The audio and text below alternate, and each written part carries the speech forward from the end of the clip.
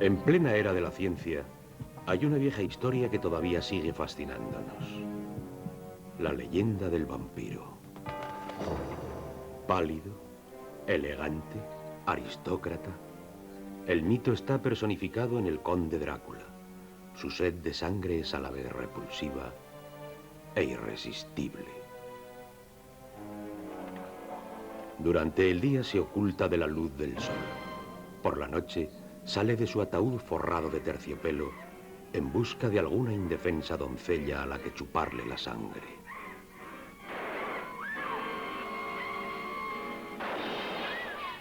Por los cementerios y archivos de todo el mundo, los eruditos estudian la auténtica realidad de los vampiros. Poco a poco, han ido rescatando pruebas que evidencian que algunos de nuestros antepasados estaban convencidos de que los muertos podían regresar para llevarse con ellos a los vivos. Por lo general, cuanto más proliferaban las enfermedades, más se manifestaban los vampiros.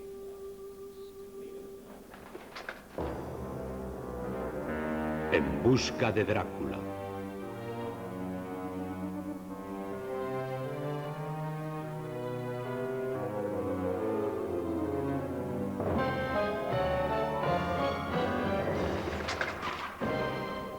El Nosferatu no es como la abeja que muere después de clavar su aguijón. Es mucho más fuerte y su capacidad para hacer el mal es mucho mayor. La fuerza del vampiro puede ser superior a la de 20 hombres y es mucho más astuto que cualquier mortal, una capacidad que ha ido desarrollando con el paso del tiempo. Es capaz de manejar los elementos, la tormenta, la niebla, el rayo. Siniestras criaturas de la noche como el lobo o la rata son sus más fieles esbirros. Puede aumentar o disminuir a su propia voluntad de tamaño y es capaz de desvanecerse y pasar totalmente desapercibido.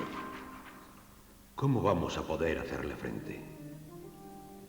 Esto fue lo que escribió Bram Stoker en su novela de 1897, Drácula.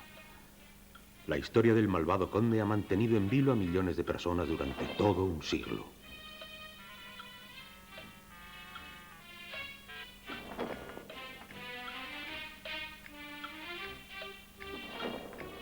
En ella se han inspirado unas 200 películas, casi todas siguiendo una línea bastante parecida.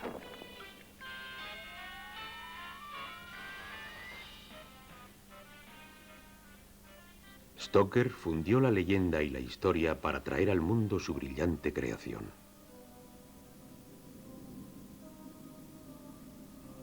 Pero si lo que se pretende es descubrir lo que la ciencia y la historia pueden aportar sobre los vampiros, lo primero que hay que hacer es olvidarse del famoso conde de Bram Stoker. Todos los historiadores, folcloristas y científicos que persiguen la verdad sobre la historia de los vampiros han llegado a la conclusión de que los hechos son mucho más convincentes que la ficción. Y para ello han tenido que explorar caminos muy diversos.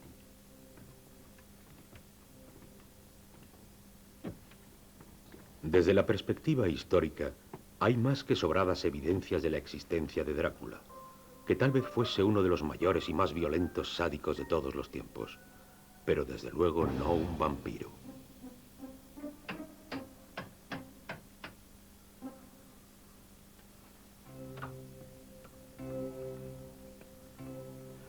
Los folcloristas que siguen el rastro de los vampiros están descubriendo que desde tiempos inmemoriales la gente ha sido capaz de hacer cualquier cosa con tal de asegurarse de que los muertos permaneciesen en sus tumbas.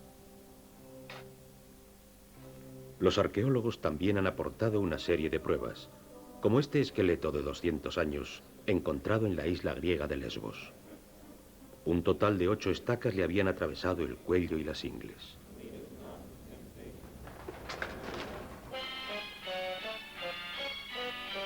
Los eruditos consiguieron por fin sacar a los vampiros de sus tumbas para examinarlos más de cerca. Y se han dado cuenta de que el vampiro de la verdadera leyenda se parece bastante poco a su homólogo de los escenarios de Hollywood. Paul Barber, folclorista. Existen enormes diferencias entre los vampiros populares y los de ficción. Los primeros solían ser campesinos, más bien oscuros de piel y nada estilizados. En la tradición popular no hay nada que hable de colmillos caninos y mucho menos como los de las películas, que aumentaban de tamaño cuando había luna llena. Tampoco hay murciélagos. El famoso vampiro sediento de sangre que se transforma en murciélago pertenece exclusivamente a los relatos de ficción.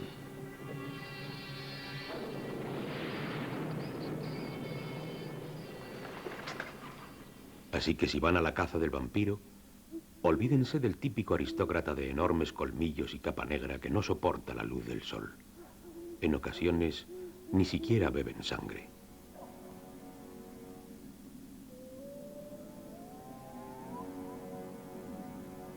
Se piensa que los vampiros son siempre gente que muere de forma prematura y regresa desde la tumba para llevar la muerte y el desastre hasta sus familiares, amigos y vecinos. Aunque su aspecto es como el de cualquier otro ser humano, son unas criaturas insaciables. El vampiro solo logra alcanzar la paz eterna cuando su cuerpo sufre una serie de macabras mutilaciones. Van hasta el cementerio, desentierran el cuerpo y lo atraviesan con una estaca. También pueden decapitarlo, cortarlo en trocitos o quemarlo. Hay muchas formas de deshacerse de un vampiro, pero la única que parece interesar al mundo de la ficción es la de clavarle una estaca.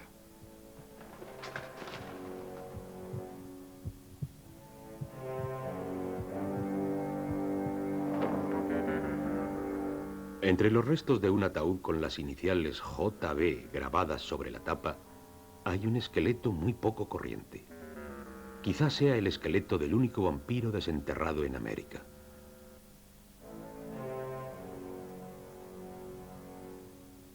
Natural de Connecticut, JB reside ahora en el Museo Nacional de Salud y Medicina de Washington.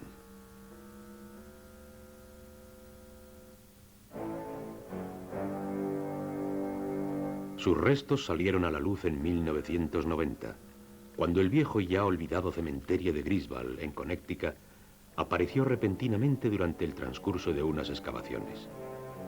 De las 24 sepulturas que extrajeron los arqueólogos, había una particularmente extraña. Si algo estaba claro, es que el ocupante no había podido descansar en paz. El antropólogo forense Paul Schletzig fue hasta allí para echar un vistazo.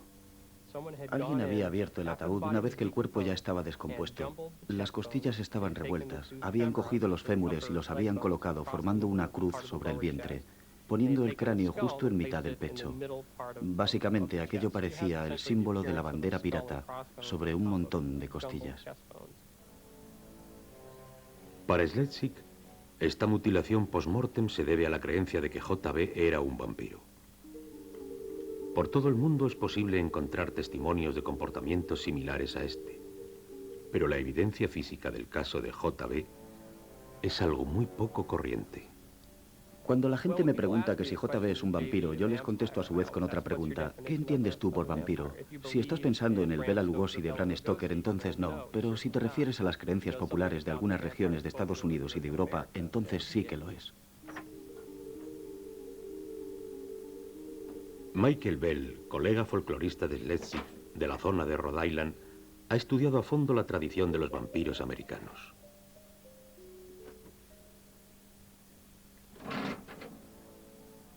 Sus investigaciones le han convertido en un cazador de vampiros. Pero a diferencia de su colega en la ficción, el Dr. Van Helsing, Michael Bell persigue a sus vampiros por ayuntamientos y bibliotecas, hojeando los polvorientos archivos y desenterrando algunas historias absolutamente increíbles.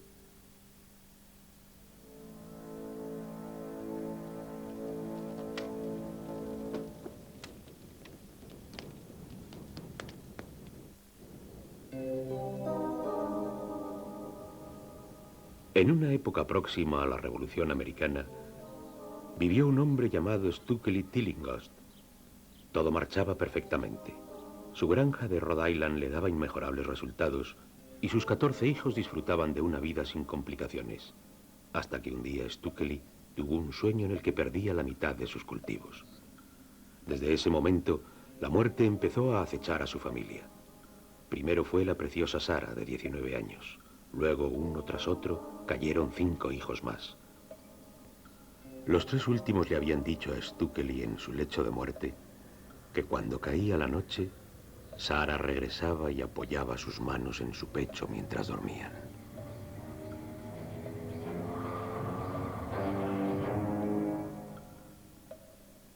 Cuando la mujer de Stukely empezó a recibir también las visitas de Sara, se dieron cuenta de que si querían salvar al resto de la familia, tenían que detener a su hija. Así que tomaron una drástica decisión. Al anochecer, Stukely emprendió el ya familiar camino del cementerio.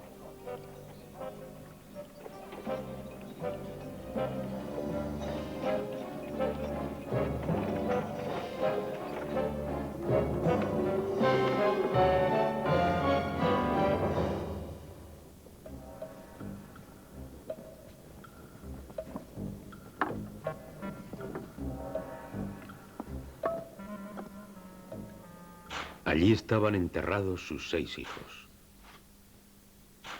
En la oscuridad de la noche, los fue desenterrando uno a uno.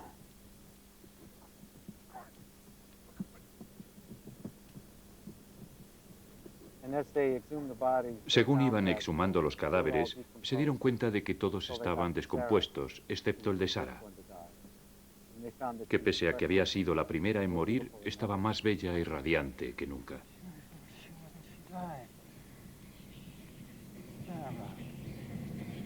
Así que le arrancaron el corazón y lo quemaron sobre una roca cercana.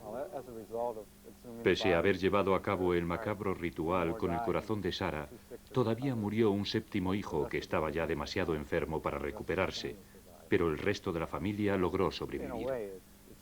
Así que puede decirse que, en el fondo, el remedio funcionó.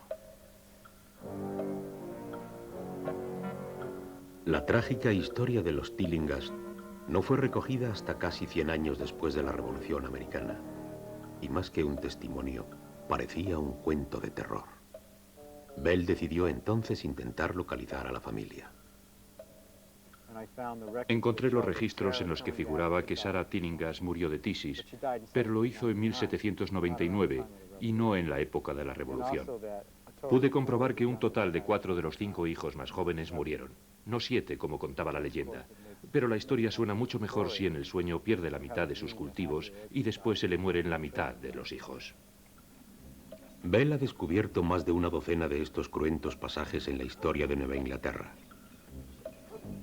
Son familias que se vieron obligadas a detener repentinas oleadas de muertes, desenterrando y mutilando a sus seres queridos. Como folclorista, me puedes llamar cazador de vampiros.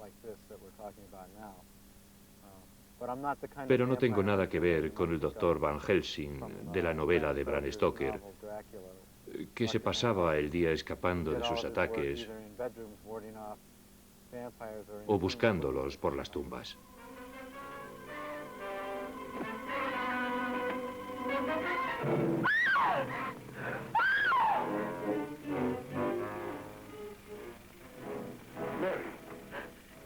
Las historias de Bell no hablan para nada de murciélagos o de vampiros. Y sin embargo, los rituales americanos son tremendamente parecidos a los que pueden encontrarse en las leyendas de otros países.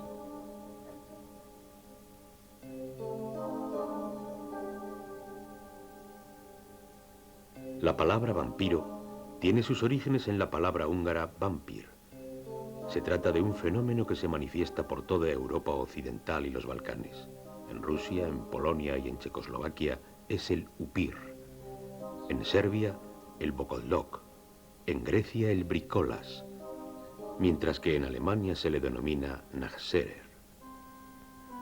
Los orígenes del vampiro se remontan a épocas muy lejanas. Los antiguos romanos ya hablaban de malvados fantasmas sedientos de sangre llamados striges, mientras que por su parte los griegos tenían los lamie. Benjamin Leblanc, un joven canadiense dedicado al estudio de los vampiros y de la figura de Drácula, afirma que el fenómeno se remonta todavía más en el tiempo. Por ejemplo, en la historia popular de Babilonia hay un personaje llamado Lilith o Lilitú, que según parece se dedicaba a beber sangre de niños. Si nos remontamos aún más en la historia, en Persia, un equipo de arqueólogos encontró una especie de cuenco con un dibujo. En él se podía ver perfectamente a un hombre luchando contra un monstruo que trataba de chuparle la sangre.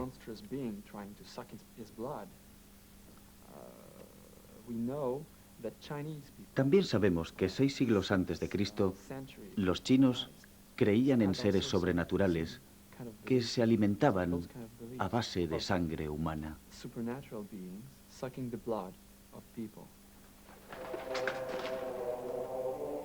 La veneración de la sangre en casi todas las culturas y religiones parece haber creado toda una colección de personajes sobrenaturales ávidos de tan preciado líquido.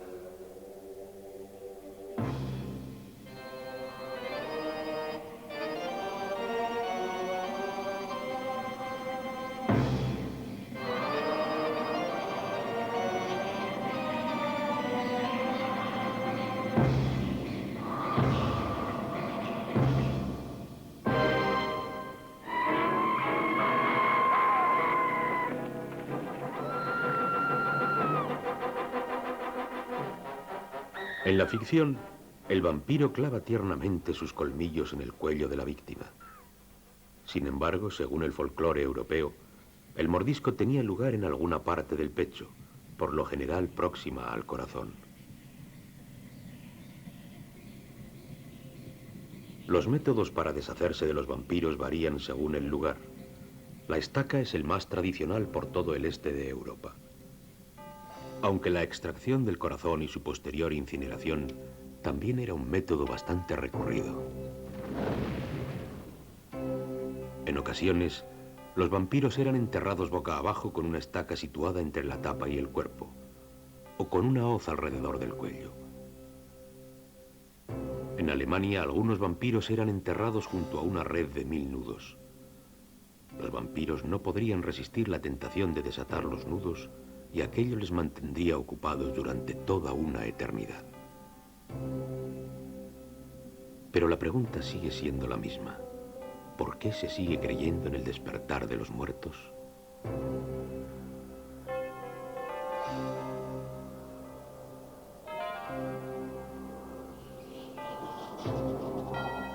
Una parte del misterio puede atribuirse al desconocimiento de la secuencia que enlaza el coma, la muerte y lo que venga después. Una secuencia que en ocasiones desafía a la propia ciencia médica. Hay personas que, pese a haber sido declaradas muertas, han regresado a la vida, en el depósito de cadáveres durante el funeral y casi con toda seguridad después de su entierro. Cuando se propagaba una epidemia, las víctimas eran inmediatamente enterradas. La razón no era otra que evitar el elevado riesgo de contagio. Pero en ocasiones eso llevó hasta la tumba a personas que no estaban clínicamente muertas. Cuando se retiraba la lápida para enterrar a otros miembros de la familia, a veces se encontraban cuerpos bastante bien conservados, cubiertos de sangre. Pero en aquella época no entendían que esas personas no estaban muertas cuando fueron enterradas y que al despertar habían intentado salir de sus ataúdes.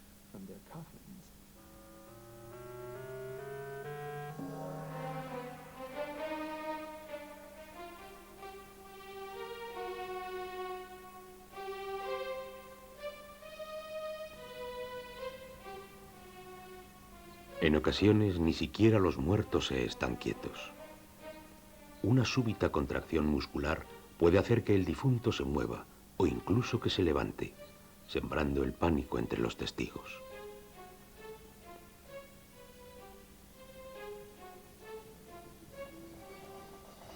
También es posible que un cuerpo en descomposición emita ciertos sonidos que pueden llegar a ser inquietantes. Las investigaciones más recientes esperaban poder explicar la verdad sobre los vampiros. En 1986, un bioquímico propuso que una posible vía de explicación podía estar ligada a una extraña enfermedad de la sangre.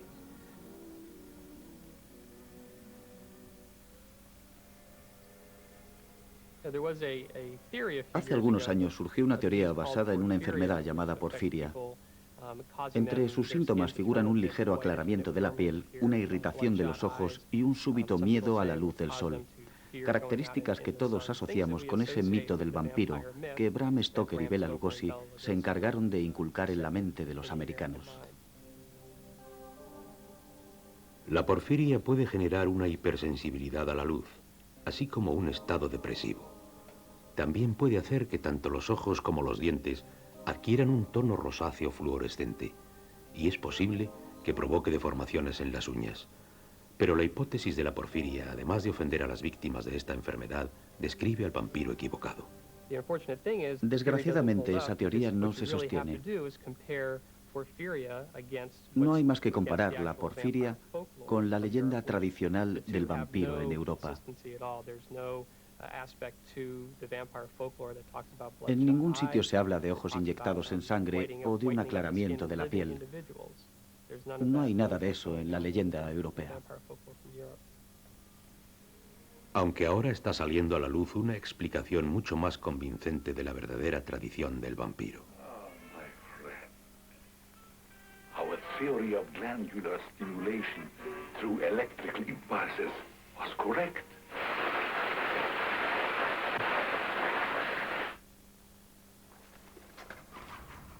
Allá por el año de 1730, un grupo de médicos austriacos informó de la ejecución de un vampiro en la ciudad serbia de Medvegia. Una serie de muertes misteriosas apuntaban a que Arnold Paole, un hombre que llevaba muerto ya varios años, podía ser un vampiro. Los ciudadanos decidieron desenterrarlo, y ante la sorpresa de los doctores, pudieron comprobar que estaban en lo cierto. Aquel cuerpo no parecía estar lo suficientemente muerto. En su informe, los médicos describieron el acontecimiento con todo detalle. El cuerpo estaba bastante entero. Tenía sangre en los ojos, en la nariz, en la boca y en los oídos. La piel y las uñas se le habían desprendido y debajo habían aparecido nuevos tejidos.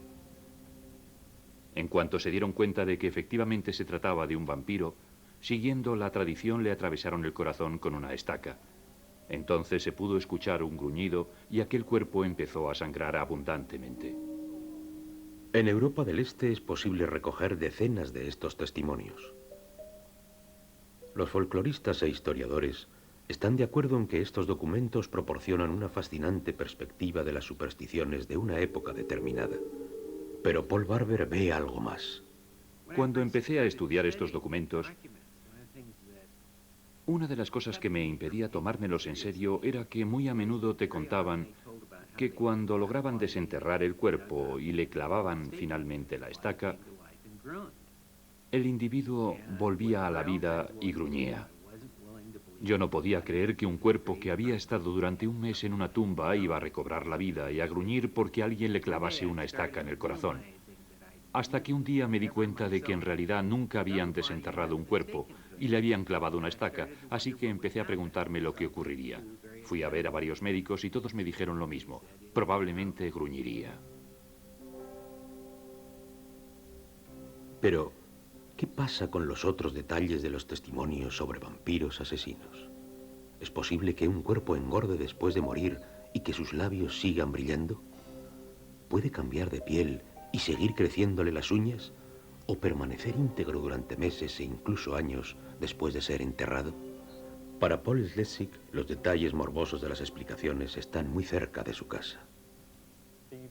Los aspectos más importantes que he podido destacar de todos los informes son los referentes a las uñas y el cabello que siguen creciendo, a la nueva capa de piel, a los dientes que parecen hacerse más blancos y aumentar de tamaño.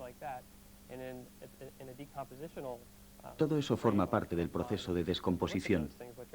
Y si uno se fija con detenimiento, esos hechos indican que los tejidos están empezando a perderse, aunque la apariencia sea que continúan desarrollándose. La vieja piel muere, dejando al descubierto una capa inferior que por su brillo da la impresión de ser un nuevo tejido. Durante la fase de descomposición, el cuerpo aumenta de grosor y los gases que se generan en los pulmones pueden hacer que cierta cantidad de sangre salga por la boca.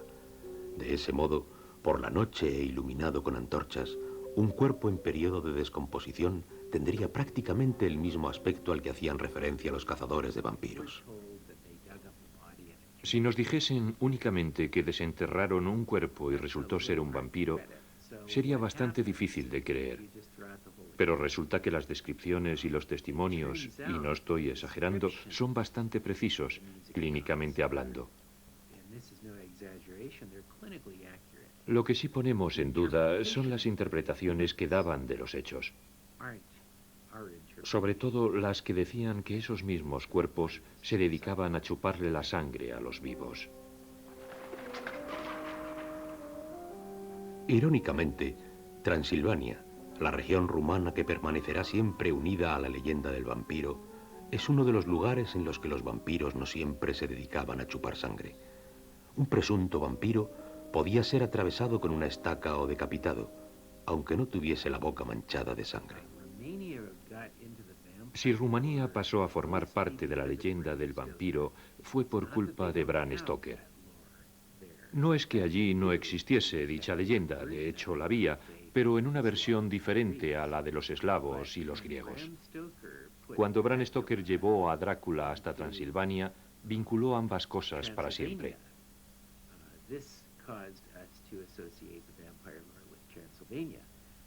El modelo en el que se inspiró para crear a su famoso vampiro fue un conocido personaje de la historia rumana, que por cierto era príncipe y no conde. No era de Transilvania, sino de Valaquia, y nunca se le relacionó con la leyenda del vampiro.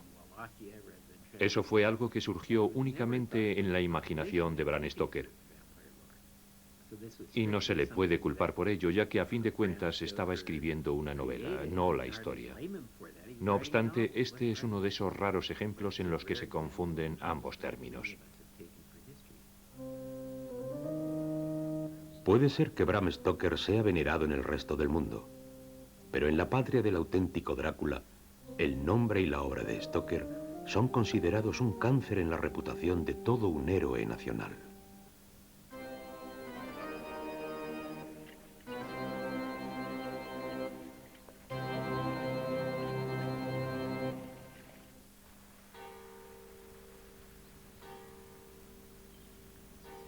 Un héroe que nacía en el año 1431 en la ciudad de Sigisoara, Transilvania. El nombre lo heredó de su padre, Vlad, y lo mismo ocurrió con su apodo, el dragón.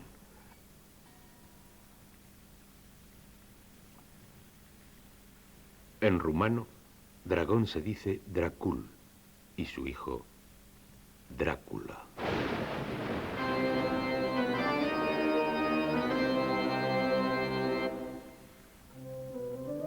Fiel a su apellido, Drácula creció no para convertirse en un vampiro, sino en un despiadado soberano que hacía de Maquiavelo una hermana de la caridad.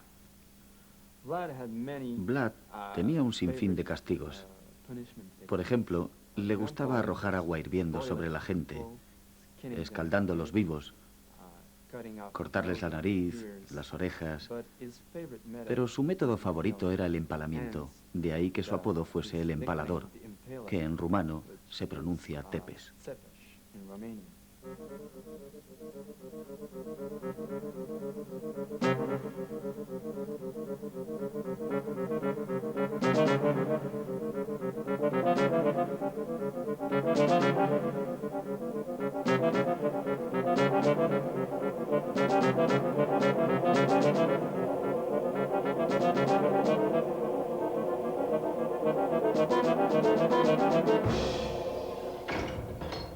Siendo solo un niño, Vlad Drácula pasó 6 largos años como rehén del sultán de la vecina Turquía. Su vida era una póliza de seguro contra una posible agresión por parte de Valaquia. Su padre gobernaba una incómoda zona intermedia entre el Imperio Otomano de los turcos y la aterrorizada Europa cristiana.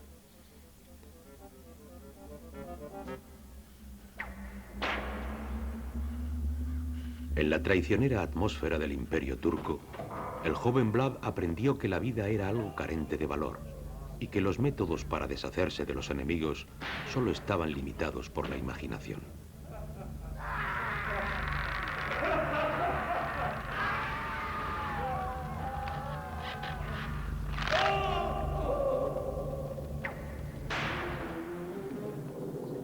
A los 17 años, tras el asesinato de su padre y de su hermano, Vlad pudo abandonar su confinamiento y con el tiempo logró llegar hasta el trono de Valaquia. Consciente de que había sido la aristocracia de los boyardos la que había acabado con su padre y con su hermano, Vlad les invitó a todos a un gran banquete para festejar la Pascua.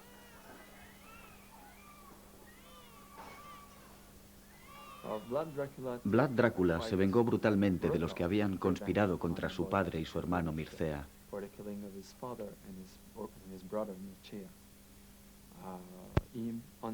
El mismo domingo de Pascua empaló a los más viejos. A los demás se los llevó a Peonari, obligándoles a recorrer a pie los más de 70 kilómetros de distancia que separaban ambas ciudades.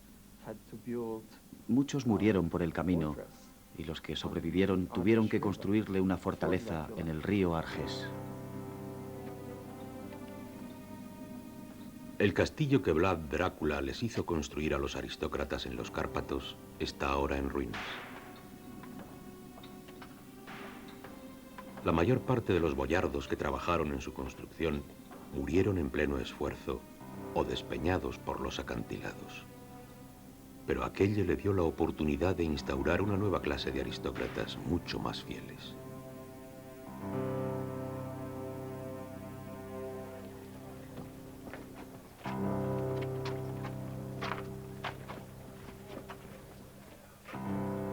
En uno de sus actos más infames y mejor documentados, Vlad Drácula construyó una sala de banquetes justo a las afueras de Tirgoviste e invitó a los pobres, ancianos y enfermos a un espléndido festín.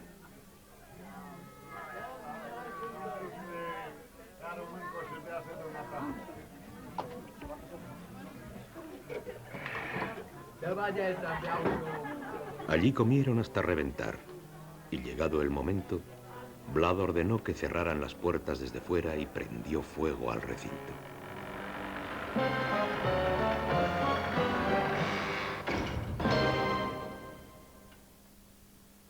Según el historiador Ionel Bauman, los invitados al banquete de Vlad fueron otros.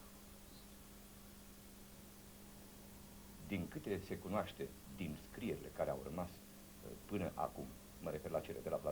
Sabemos por documentos de la época y del propio Vlad el Empalador que los invitados eran en realidad ladrones y criminales que se estaban convirtiendo en todo un peligro y amenazaban la estabilidad del tráfico comercial del país.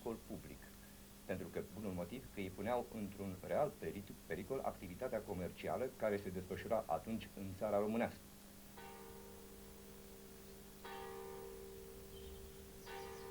Una vez que libró a su país de las altas y bajas esferas de la sociedad, Vlad dedicó todas sus fuerzas a combatir a los infieles.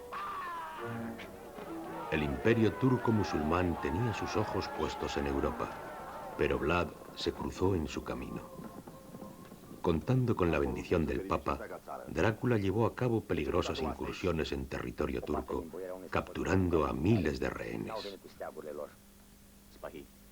Sabiendo que el sultán no permitiría que esos actos quedasen impunes, el despiadado Drácula no dudó un instante a la hora de envenenar los pozos y quemar sus propias aldeas. A su paso, los turcos no encontraron más que muerte y desolación. Pero Vlad tenía un último as en la manga, como nos recuerda perfectamente este largometraje rumano del año 1978 llamado Vlad Tepes. Cuando el inmenso ejército turco llegó a Tirgoviste dispuesto a cobrarse venganza, se encontró con un paisaje terrorífico. Eran los cuerpos de 20.000 prisioneros turcos clavados en enormes estacas de madera. Un auténtico bosque de empalados.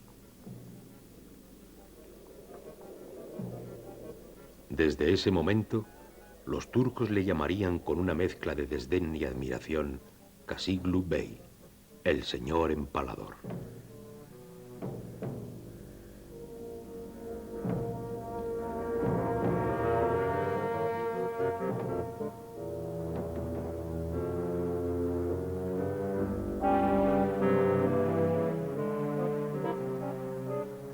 Los monjes que viajaban desde Valaquia a Europa Central se encargaron de difundir las noticias de la monstruosa crueldad de Drácula para con sus enemigos. Drácula cortaba narices, orejas y genitales. Decapitaba a la gente o les cosía el sombrero a la cabeza. Supuestamente comía carne humana y bebía sangre, obligando a los demás a seguir su misma dieta. En cuanto a sus prisioneros, una de sus diversiones era rociarlos con sal o con miel y dejar que los animales los lamiesen, proporcionándoles una exquisita agonía. El nombre de Drácula adquirió un nuevo significado. De Drácula el dragón pasó a ser Drácula el demonio. Al final, ni siquiera sus aliados europeos podían soportar sus excesos. Vlad pasó 12 años prisionero en el castillo del rey de Hungría. Después fue liberado y volvió a acceder al trono de Valaquia, pero pronto fue asesinado. Cuenta la leyenda que le llevaron su cabeza al sultán como prueba de que el príncipe empalador realmente había muerto.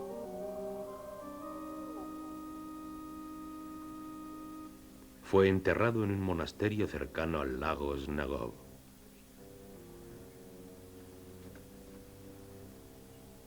En 1930, un equipo de arqueólogos abrió su tumba y descubrió que estaba vacía. Hoy, los fanáticos de los vampiros y los folletos turísticos rumanos se dedican a resaltar todas esas banalidades. Pero para el joven monje que guarda esta tumba, eso no es más que un escándalo que la historia de Bram Stoker ha vertido sobre el recuerdo de Vlad. Vlad Tepes a fost, în primul rând, iubitor de patrie, de neamul său. Vlad el Empalador fue un hombre que amaba a su país y a su gente. A tras în țeapă pe dreptate. Un defensor de la Iglesia y de sus ideales. Sărbătorii de neam, Vlad empaló únicamente a aquellos que traicionaron a su país. că a avut frică de Dumnezeu. Dar Vlad Tepes Vlad el Empalador está enterrado frente al altar. Da, este. Este. Sí, sí, su cuerpo está enterrado aquí.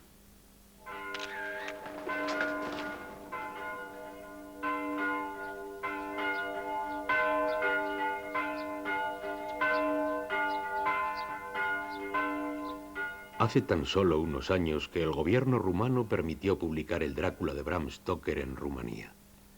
Muchos rumanos se dieron cuenta entonces de que su venerado príncipe empalador había sido transformado en un vampiro por un escritor irlandés que jamás había pisado Rumanía. Pero si el verdadero Drácula no era un vampiro, ¿podría esta leyenda tener otras raíces?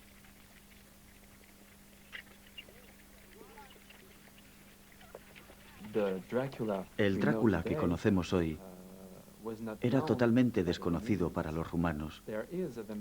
En Rumanía existe la leyenda del vampiro, pero no tiene nada que ver con la que nos mostraba Bram Stoker. Aquí se habla de un horrible monstruo que se dedica a sembrar el terror y no precisamente de un apuesto conde enfundado en una capa.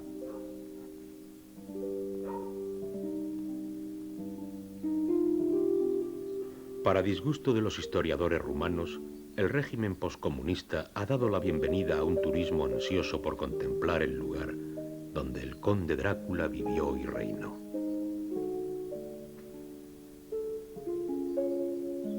Pero en los castillos y museos de Rumanía, aquellos que velan por el recuerdo del príncipe Vlad se muestran dispuestos a sacarles de su engaño. María Marcu pertenece al equipo de restauradores de este castillo.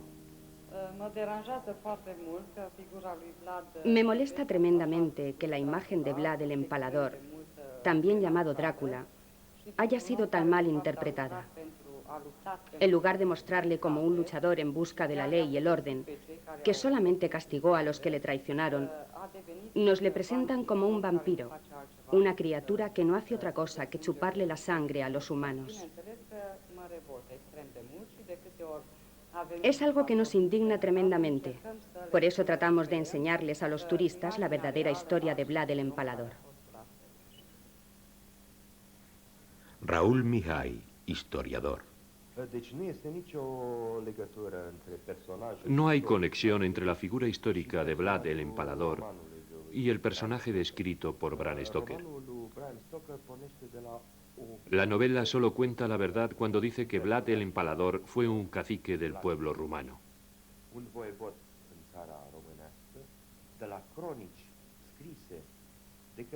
Hubo cronistas contemporáneos que recogieron sus hazañas, mientras que la descripción de Bram Stoker no es más que el producto de su imaginación.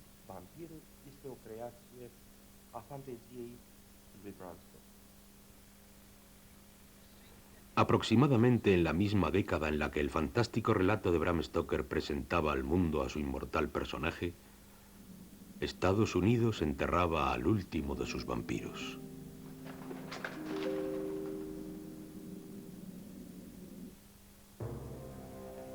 Esta es la tumba del último vampiro conocido de Nueva Inglaterra, Mercy Lina Brown. Su historia es uno de los muchos relatos que ha descubierto el folclorista Michael Bell.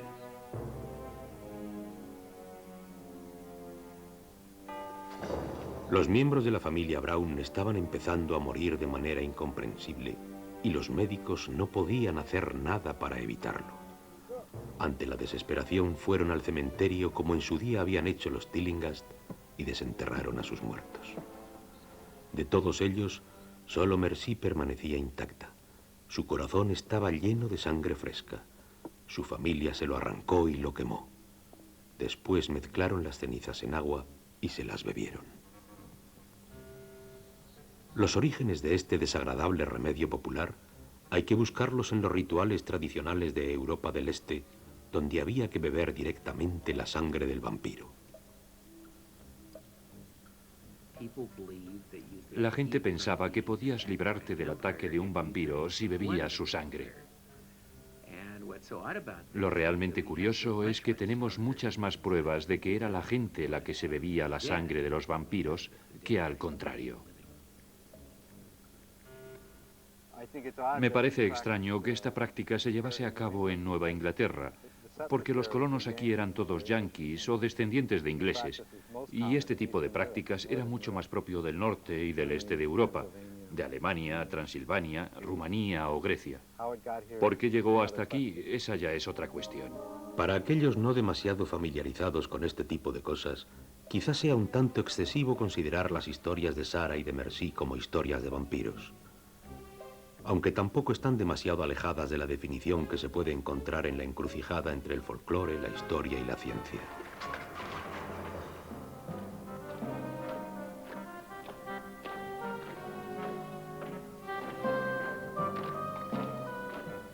El truculento concepto de vampiro y los crueles métodos para deshacerse de ellos han soportado el paso del tiempo, manteniéndose vigentes allí donde han sido introducidos.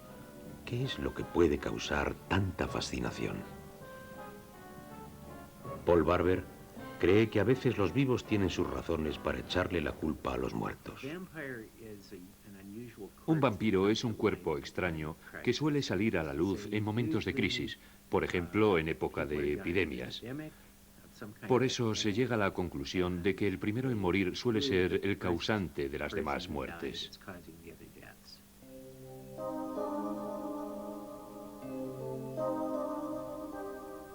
En Europa solían ser las epidemias de neumonía. Pero ¿qué enfermedades llevaban a los habitantes de Nueva Inglaterra a practicar una medicina tan extraña? La prueba definitiva parece estar en Washington, entre los huesos de J.B.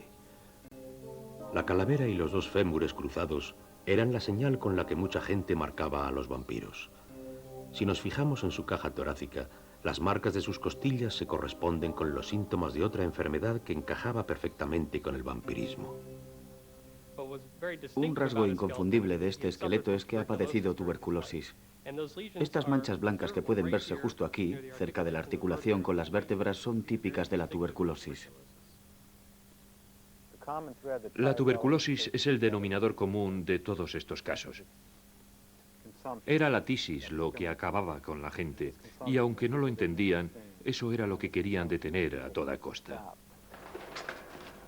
A pesar de todo, la extraña posición de los huesos de J.B. sigue sin encontrar una explicación. En la mayor parte de los casos de vampirismo, lo que se desenterraba era un cuerpo, no un esqueleto. Quizá JB no fue más que una pequeña variación dentro de la tradición. Quizá la gente involucrada en el caso de JB hubiese intentado previamente acabar con él, pero la tisis siguió cobrándose más víctimas. Lo que siempre me ha chocado, sobre todo en lo referente a la tradición de Nueva Inglaterra, es que allí había padres, hermanos o hijas que desenterraban los cuerpos de sus madres, hermanas o hijos. Pensar que yo pueda ir a la tumba de mi madre, arrancarle el corazón, quemarlo y beberme las cenizas como antídoto contra alguna enfermedad es algo descabellado. Pero lo interesante de todas estas tradiciones es que desde su punto de vista tenían sentido. Al final, la leyenda del vampiro no es un fantasma que habitaba exclusivamente en las mentes analfabetas, sino más bien un intento por encontrarle un sentido a las tremendas epidemias que fueron en su momento la tuberculosis, la neumonía y toda una serie de enfermedades contagiosas. En lo que a nosotros respecta, Mercy Brown fue la última de su especie. Desde que su familia le arrancó el corazón, los conocimientos modernos sobre la transmisión de ciertas enfermedades contagiosas han desterrado a los vampiros a otras partes más remotas del globo. Y mientras que los vampiros parecían sufrir la maldición de la llegada de la ciencia médica, el Drácula de Bram Stoker se convertía en un auténtico bestseller. Los vampiros volvían a apoderarse del público una vez más.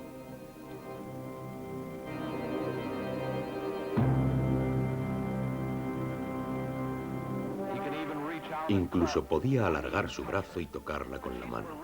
Era auténtica. Como auténtica es esta maravillosa película de vampiros protagonizada por Sita Vera en 1915. Pero estos vampiros apenas se parecían al príncipe Vlad Drácula el Empalador o a los vampiros tradicionales. Siguiendo el ejemplo de la novela de Stoker, la gente compraba los manuales e instrumentos necesarios para cazar vampiros, entre los que no podía faltar la estaca de madera.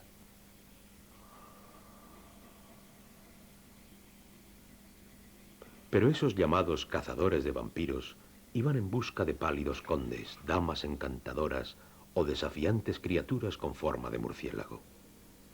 La verdadera historia de los vampiros y su explicación científica todavía languidece ante la inmensa y elegante figura del conde Drácula.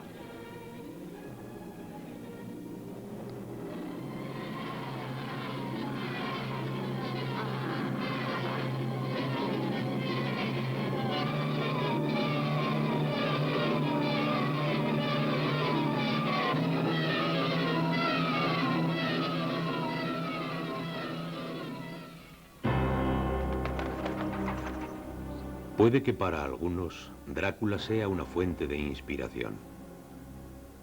Pero en algunos lugares remotos, lejos de la imagen explotada por la industria de Hollywood, la tradición se sigue perpetuando. La gente no teme la visita de un pálido aristócrata de largos colmillos, sino de un vecino o algún ser querido provenientes del más allá. Aunque siguen colgando ristras de ajos en las puertas, por si acaso. Y para la mayoría de nosotros, Drácula es sinónimo de una escalofriante diversión. Once when I was hitting my alphabets, Dracula tried to get me. Oh no, what'd you do? I ate him. Good thing I had my alphabets.